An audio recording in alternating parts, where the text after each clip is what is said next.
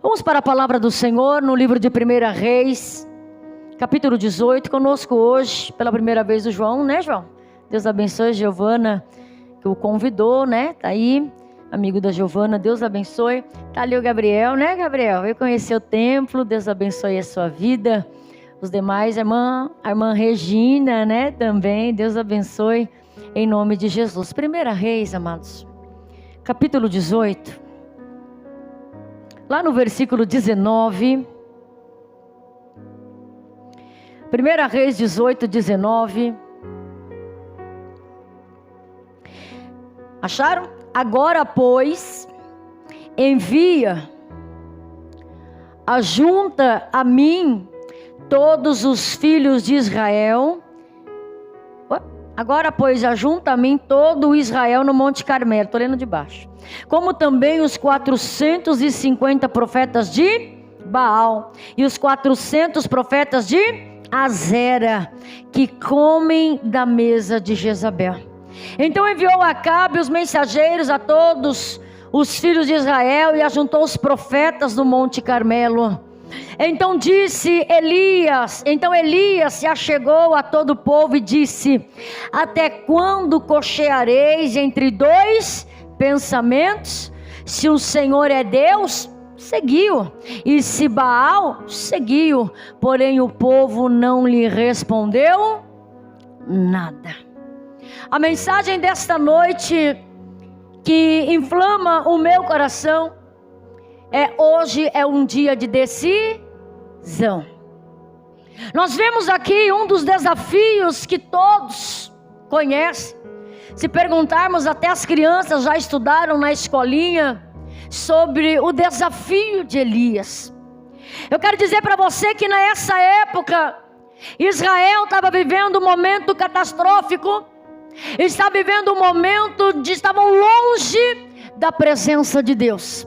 Nós estamos falando de uma mulher que é esposa do rei Acabe. Essa mulher foi perversa, uma das mulheres mais perigosas da Bíblia, uma mulher idólatra. E a Bíblia diz que Jezabel era sacerdotisa de Baal. Baal era chamado Deus da fertilidade. Essa Jezabel era filha de Etibaal, que era o rei de Sidom. E o rei de Sidom, Etibaal, significa aquele que é consagrado ao Deus Baal. Era um homem que era movido pela idolatria. E como ele não tivera nenhum filho homem para seguir a sucessão, para ir avante, ser consagrado como sacerdote, ele só teve Jezabel como filha. Então ele consagra a própria filha como sacerdotisa desse Deus chamado Baal. Jezabel então recebe a missão de verbalizar a idolatria em Israel. Ela chega a pedir a Acabe que construa no jardim suspenso do palácio postes ídolos para que o povo adorasse ao Deus Baal, deixando de lado a adoração ao verdadeiro Deus. Era uma mulher dominadora. Ela dominava Acabe. Acabe fazia aquilo que ela pedia. Era uma mulher cobiçosa. Você lembra quando Acabe está em seu palácio e que ele olha do seu lado, ele vê uma vinha tão bonita. Acabe era rei. Acabe tinha tudo. Ele tinha terras, ele tinha ouro, ele tinha prata. Ele tinha uma vinha, quem sabe até mais bonita do que a de Nabote. Mas ele não se contentou com aquilo que ele tinha e colocou os olhos naquilo que era de Nabote. Nabote tinha uma pequena vinha, mas essa vinha era a herança deixada pelos seus pais. A Bíblia diz que quando Nabote é procurado para que vendesse a sua vinha, ele não aceitou preço algum. O rei ofereceu fortuna, o rei ofereceu, quem sabe, ouro, prata, tantas e tantas coisas, prestígios, mas ele falou: Deus me guarde de que eu venda a herança de meus pais. Aleluia. Eu já quero abrir um parênteses aqui nesta noite, que tem coisas na nossa vida que são inegociáveis. Os seus valores são inegociáveis, o seu caráter é inegociável, a paz que você tem ao dormir é inegociável. E o inimigo ele não está contente com aquilo que é nosso. Acabe tinha o que era dele, porque ele era rei, mas ele coloca o olho naquilo que é do... Cuidado para esse sentimento não tomar conta do seu coração. O que mais nós vemos hoje é o sentimento de inveja, sentimento de cobiça, porque ele tem e eu não tenho, porque ela chegou e eu não consigo chegar, e sempre desejando o que é do outro, porque o carro dele é mais bonito que o meu, a casa dela é mais bonita que a minha, porque ela conseguiu chegar na faculdade, o cargo que ele ou ela tem. Querido, a Bíblia diz que esse sentimento de cobiça leva a pessoa à perdição. Então se contente com aquilo que você tem e não coloque o olho naquilo que é do próximo, porque se o próximo conseguiu chegar, você também pode chegar. Aleluia. Aquilo que é teu, aquilo que é do outro é do outro. E diz a Bíblia que Acabe então fica ali com o coração amargoso, não come, não bebe. E essa Jezabel, a esposa, então olha e fala: por quê? Por que está trazendo essa tristeza ao seu coração? E ele fala: por causa dessa vinha. Mas meu amor, essa vinha, sim, eu quero ela, mas a nossa vinha é melhor do que... Não, mas eu quero ela. Inimigo é sujo, amados. Inimigo é sujo. Ele tinha vinha melhores, ele era dono de tantas e tantas coisas, mas ele queria aquilo que era a herança de seus pais, dos pais de Nabote. E o inimigo quer aquilo que Deus nos deixou como herança. Eu pergunto para você: o que é que Deus deixou como pai de herança para você? Deus está dizendo: não negocie. É pequeno, mas não negocie. É pouco, mas não negocie. Aleluia. E diz a Bíblia então que Jezabel falou: pode colocar já um sorrisão no teu rosto, porque eu vou dar um jeito nisso daí. Era uma mulher que tramava o mal, amados. Uma mulher que tinha um coração duro, uma mulher que trazia a nação para se prostrar diante de deuses a qual Deus não gostava. A própria palavra diz que não podia se prostrar a outros deuses. E diz que ela agora paga alguém, 2 pessoas, para levantar calúnias, para que então aquela vinha fosse tomada de Nabote. E agora Nabote é morto, mas ele não negociou aquilo que era herança de seus pais. Assim como ela mandou matar Nabote, Deus manda uma sentença: você também vai morrer, e os cães lamberão o teu sangue. Que forte, né? Então essa mulher Jezabel era uma mulher que tinha uma influência muito grande. Era uma mulher que não se contentava com o que tinha. Era uma mulher terrível. E agora a Bíblia está dizendo que Elias, o profeta, chamado profeta do fogo, diz que ele vai agora e se apresenta diante de Acabe, no momento em que a nação estava passando um momento de maior frieza espiritual. Tem aquele hino que fala nos dias de Elias, né? Esses são os dias de Elias. Ouviu esse hino? Porque assim, sabe, não é diferente dos dias que nós vivemos, queridos. Elias está vivendo uns dias de frieza espiritual, ausência espiritual, ausência de Deus na vida das pessoas. São os dias que nós estamos vivendo. As pessoas cada vez ficando mais frias, as pessoas cada vez se desanimando mais e se afastando da presença de Deus. Nos dias de Elias havia um ressurgimento muito grande de idolatria, que não é diferente de hoje. Nos dias de Elias havia uma inversão muito grande de valores. Aquilo que era certo passava a ser errado, o que era errado passava a ser certo. Será que não está nos dias de hoje acontecendo isso? O que você falava ontem, até um tempo atrás, é errado. Aí as pessoas acham que agora é certo. Uma inversão de valores, amados. E nós temos vivido esses dias, os mesmos dias que Elias viveu há quantos mil anos atrás. Dias em que a oficialização da corrupção começava, a falta de temor a Deus. O povo já não ia mais para a igreja, o povo já não ia mais cultuar ao Senhor, não tinham mais tempo para adorar ao Deus verdadeiro, agora estavam coagidos. E a Bíblia está dizendo que então foi lançado um desafio. Que desafio foi esse? Hoje é um dia de decisão, aleluia. Vai ser provado quem é o verdadeiro Deus. Se Deus de Baal é o verdadeiro Deus, vocês vão seguir ele. Mas se o Deus de Israel for o verdadeiro Deus, aleluia, esses postes ídolos serão derrubados e a adoração será feita ao Senhor. Diz a Bíblia que Acabe aceita o desafio, mesmo sabendo que a nação de Israel estava toda torta, estava toda errada, o altar estava derribado, o altar estava destruído. Como é que se oferece um culto ao Senhor se o altar está todo vendido? Não dá para se ter culto em Israel.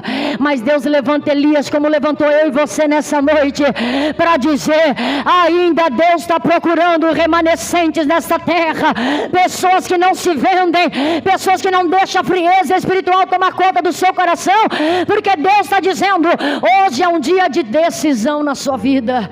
Aleluia. E diz a Bíblia então que Acabe fala: junta todo o povo, ajunta todo o povo a mim, lá no Monte Carmelo, que é o monte da decisão. Elias dizendo, né? E também traga os 400 profetas, os 450 profetas de Baal, e também os 400 profetas de Azera. Profetas estes que comiam na mesa de Jezabel. Deu para conciliar? Comiam na mesa de... Comer na mesa de Jezabel, amados, são profetas vendidos. O que eles faziam? Dava aos profetas do bom e do melhor. Dava aos profetas um lugar mais elevado. Dava aos profetas o prestígio. Dava aos profetas alimento, a casa. Dava dinheiro, dava ouro, dava prata. Ela comprava os profetas, mantinha os profetas assentados ao redor da sua mesa, porque quanto mais ela trouxesse os profetas para o lado dela, mais idolatria ela colocava na nação. E os profetas, como estavam comprados, eles não poderiam falar nada. Profetas que estavam amordaçados. Será que não tem nos nossos dias de hoje profetas que se assentam na mesa de Jezabel? Profetas vendidos, estão vendendo o seu caráter, estão vendendo a sua fidelidade a Deus. Pessoas onde estão se preocupando mais com a fama do que com a sua integridade. Pessoas que estão se preocupando mais com coisas terrenas do que obedecer a Deus. Pessoas que estão se preocupando com coisas dessa terra do que estar dentro de uma igreja, buscando pela sua santificação. Naquele tempo os profetas eram comprados, eles tinham as suas bocas amordaçadas para que Jezabel conseguisse fazer o que queria na nação. E o profeta Elias fala: traz eles para cá, porque nós vamos ver quem é o verdadeiro Deus. Através dessa situação de alimentar os profetas tinham que ficar de boca fechada. Ai de quem se levantasse contra Jezabel. Ai de quem falasse alguma coisa contra, quando ela instituísse um culto ao Deus Baal, ao Deus Azera. Então eles ficavam quietos, porque eles tinham fama, tinham dinheiro, comiam na mesa de Jezabel. Cuidado para não se assentar na mesa de Jezabel e você acabar sendo rendido por esta situação, aonde você não vai ter mais voz para poder falar nada. Mas eu estou te patrocinando, mas eu estou fazendo isso por você, então você tem que estar do meu lado. E assim a gente vai acobertando o erro, a gente vai fazendo vistas grossas, amados. Então esses profetas chegam e falam: tragam também esses profetas. E a mensagem de Elias é: até quando? Como quem dizendo: Deus já está cheio. Até quando haverá divisão, amados? Até quando estaremos com o pensamento dividido dentro da igreja? Até quando vamos nos preocupar em agradar a Deus e agradar o mundo? Deus está dizendo para nós aqui nesta noite: nós vamos participar da Santa Ceia. Nós vamos tocar no corpo e no sangue do Senhor Jesus. O pão simbolizando o corpo do Senhor Jesus, que foi erguido na cruz do Calvário. O suco de uva simbolizando o sangue dele pela nossa vida. E ele está dizendo: eu quero da minha igreja uma decisão, aleluia. Você precisa se decidir se quer Deus ou não na tua vida. Não dá mais para viver, amados, agradando a dois senhores. Você vai agradar a um e vai desagradar ao outro. Não dá para ficar jorrando dois tipos de água. Se você jorra a água doce, não pode jorrar a água salgada. Nós estamos vendo dias difíceis, como nos dias de Elias, dias em que você não pode mais chamar a atenção que a pessoa sai da igreja, dia que você não pode mais falar um nada, que a pessoa já vira as costas e vai embora. Querido, nós estamos em dias de preparação para o arrebatamento, e Deus está dizendo: para de ficar em cima do muro, porque eu quero trazer sobre a tua vida a salvação. Aleluia. Até quando cocheareis entre dois pensamentos? Pensamento da nação de Israel estava em o Deus verdadeiro e Baal. Estavam divididos entre o dinheiro e a fidelidade a Deus. Não dá para participar de dois muros. Você lembra de uma mulher chamada Raabe? Quem lembra? Uma mulher que era prostituta. A casa dela era em cima do muro. Quem constrói em cima do muro, amados, quer fazendo o quê? Está mostrando em si. Ela tanto olha, participa do lado de fora, porque as muralhas eram grandes. A muralha de Jericó, quantos metros eram para cima? 9 metros de altura, 6 metros de largura. Era tão larga, passavam 2 carros tranquilos. Ela fez a casa dela exatamente em cima do muro. Ela olhava tanto para o lado de fora, quanto ela participava do lado de dentro. É a pessoa que participa dos dois mundos. Eu estou dentro da igreja, mas continuo participando do mundo. Eu estou vindo para a igreja, mas continuo fazendo as coisas do mundo. E até nós passamos agora para um local que estava dizendo: Deus está te vendo, porque os olhos do Senhor estão sobre a nossa vida. A pastora não tem como monitorar ninguém. Eu nem quero monitorar ninguém, porque a tua vida é você que vai dar conta para Deus. Quando você está sozinho com o seu celular, o que é que você está assistindo? Quando você está sozinho dentro do seu quarto, o que é que você está fazendo? Lá na tua empresa, quando ninguém está te olhando, pode não ter câmeras, mas a tua fidelidade tem que estar diante do altar do Senhor. Aleluia. Pode não ter câmeras te vigiando, mas a tua fidelidade de deitar no travesseiro de noite e dizer: eu dei o meu melhor naquela empresa, eu dei o meu melhor naquele serviço, não falei mal de patrão, não falei mal de patroa, eu não fiz o que não era para fazer. Queridos, aleluia. É Deus dizendo para nós: tira a casa de cima do muro e decida se quer ficar do lado de fora, ou você já vai se envolver de vez. Aleluia. Deus está dizendo: hoje é uma noite de decisão. O maior prazer de Deus é que você seja salvo.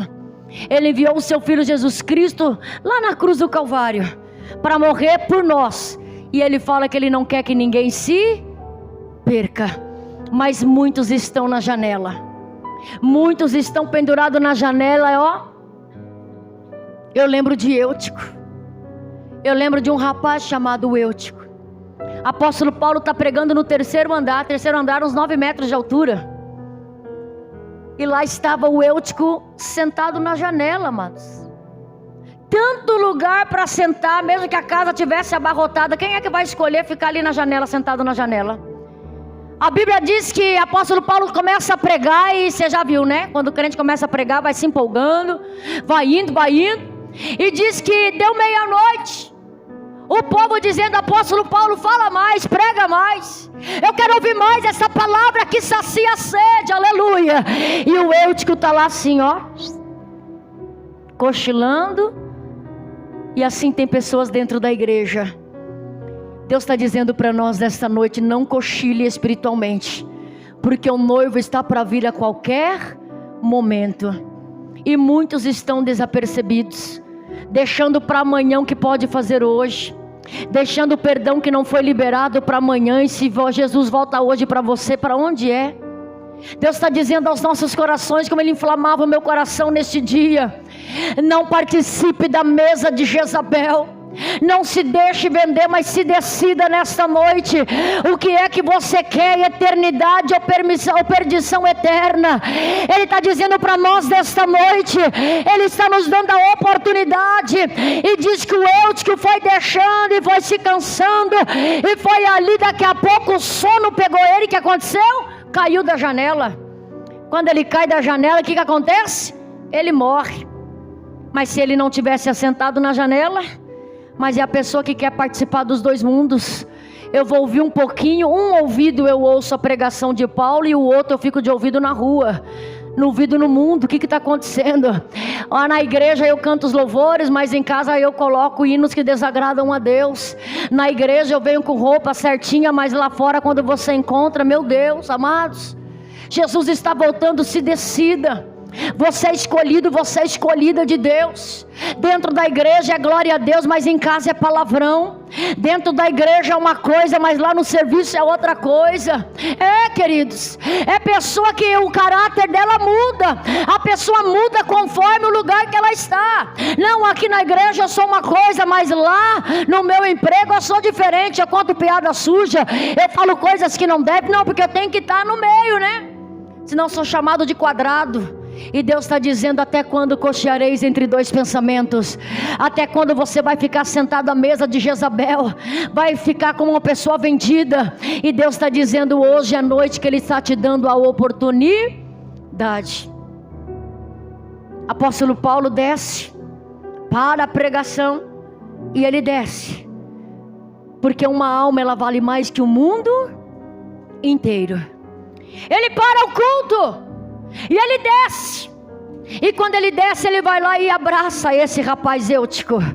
E o espírito de vida volta a entrar nele. Ele volta a viver. Mas teve uma lição para a vida. Deus está dizendo para você que estava na janela. E quando fica na janela vai cada vez se esfriando. Mas Deus está dizendo, quem sabe até a morte espiritual já bateu na tua casa. Já bateu em você a morte espiritual. Qual é a morte espiritual, pastora? É a morte espiritual que você não consegue mais orar. Que você não sente mais presença de Deus. Querido, eu começo a orar e eu começo já a chorar. Porque a presença de Deus é grande. Mas tem pessoas que passam ano e não conseguem derramar uma lágrima no altar do Senhor. Então não consegue jejuar mais, não tem vontade de vir para a igreja. Você chama vai fazer parte do evangelismo, não tem ânimo. E nisso está se esfriando e está vindo a morte espiritual. Mas eu quero dizer para você que hoje tem um abraço da vida. Aleluia. Para você que caiu, para você que tropeçou, para você que perdeu o ânimo espiritual, tem abraço nessa noite para dizer: bora, vamos se levantar, porque tem vidas esperando por nós. O céu nos espera. Aleluia. Você pode glorificar o Senhor? Até quando? É Deus dizendo para a nação: já cansei dessa indecisão. Vocês vão lá nos postes ídolos, adora lá ídolos, e depois de noite está na minha casa dizendo que eu sou o único Deus, me adorando. Querido, Deus está dizendo para nós que desse jeito Ele não quer. Ou você é 100% de Deus ou não dá, amados. Então hoje é um dia de decisão. Feche os seus olhos. Deus está te chamando para uma decisão hoje. Ele veio a este mundo e deu o seu sangue por nós, para verter na cruz do Calvário. Ele está dizendo: não se deixa vender. Segura como Nabote segurou, segura a herança que Deus te deu, a herança de filho. Você é filho, a herança de que você foi gerado para ser bênção, a herança de que Deus, Ele preparou para você o melhor. Não aceite ninguém dizer ao contrário. Fala: pastora, hoje eu quero tomar uma decisão. Hoje eu quero dizer para Deus: muito obrigado. Hoje eu quero abrir mão de estar com a minha casa em cima do muro. Eu quero chegar em casa e fazer a limpeza. Eu quero chegar em casa e tirar tudo que está de estranho dentro de casa, porque a partir de agora a adoração será só o único Deus. Eu quero tirar das gavetas aquilo que eu praticava antes, instrumentos de macumbaria, feitiçaria, vela, que eu deixava guardado, livros, instrumentos. É um pé na igreja e outro lá fora, naquilo que praticava antes. Deus está dizendo: eu preciso ouvir de você nesta noite. Eu quero ser teu servo 100%. Deus, traga sobre a nossa mente nesta noite que nós precisamos ser íntegros. Íntegro quer dizer no todo, não é parcialidade, não é 50% Deus e 50% mundo. O Senhor está nos chamando para viver um diferencial. Levanta para este homem que já estava morto espiritualmente, que já não sentia mais a tua presença, que já não tinha mais a graça de vir para a igreja, que não tinha mais o primeiro amor, aquele coração fervendo para conversar contigo, de não ver a hora de dobrar o joelho, fechar a porta do quarto para poder receber o abraço do Espírito Santo. Até quando cocheareis entre dois pensamentos? Oh Pai, esta noite é uma noite de decisão. Nós decidimos 100% por Ti. Nós decidimos abrir mão do mundo. Quantos não estão correndo atrás de coisas terrenas e esquecendo do espiritual? Quantos não estão apenas olhando e cuidando do corpo externo e estão esquecendo da sua alma? Quantos não estão atrás de coisas da terra, de riquezas, sendo que a maior riqueza é o nosso nome escrito no livro da vida? Ah, Pai, primeiro vem o Teu reino e depois nós corremos atrás das demais coisas. Primeiro é a minha salvação. Se a minha salvação estava, Pai, em dúvida, hoje eu quero colocar, Pai, em nome de Jesus, um ponto final e dizer: quero ser salvo, eu quero ter o meu nome no livro da vida. Até quando cocheareis entre dois pensamentos? Até quando vai pensar de vir para a igreja e participar das coisas mundanas? Até quando? Até quando? O Senhor está fazendo uma pergunta, porque para Israel Ele disse: chega, é hora de decisão, é hora de sair da mesa de Jezabel, é hora de assumir o lugar, o posicionamento de cristão. É hora de mostrar para a tua família que você quer Jesus. É hora de você mostrar na escola que você quer Jesus. É hora de mostrar na faculdade que você quer Jesus. É hora de mostrar lá na empresa onde você trabalha que você é serva do Deus vivo. Eu declaro, Pai, nesta noite é noite de decisão na nossa vida, em nome do Senhor Jesus. E você diz amém, amados? Deus está nos chamando para uma decisão. Não dá para ficar dentro da igreja há anos e anos e não ter mudança, amados. Quantas pessoas nós aconselhamos, quantas pessoas nós cuidamos. Aí você olha para a pessoa 10 anos dentro da igreja e a vida não muda. Continua com as mesmas atitudes, continua mentindo, continua defraudando, continua fazendo coisa errada, continua tendo acesso a coisas que não devem, continua na rodinha da fofoca. Amados, Deus está dizendo: chega. Deus está dizendo: toma uma decisão hoje, que Ele te dá uma chance hoje. Ele te dá uma chance para você se converter hoje. Ele está dizendo: eu verti o meu sangue na cruz do Calvário por você. Aleluia. Todos nós temos uma alma para dar conta para Deus. E para onde é que está indo a nossa alma? Ele está dizendo: hoje é dia de decisão. Se eu decidir por Jesus, eu dou um tchauzinho para o mundo e falo: mundo, não te pertenço mais. Mas é moda, mas é isso, mas é que não. Isso passou. Eu agora sou de Cristo. Eu tenho uma nova visão. Eu tenho uma nova mentalidade em nome de Jesus. Amém, queridos? Não seja 50%, mas seja 100% em nome de Jesus. Amém? Pode aplaudir ao Senhor. Mas glorifica Ele. Diga: hoje é dia de decisão. Oh glória, aleluia.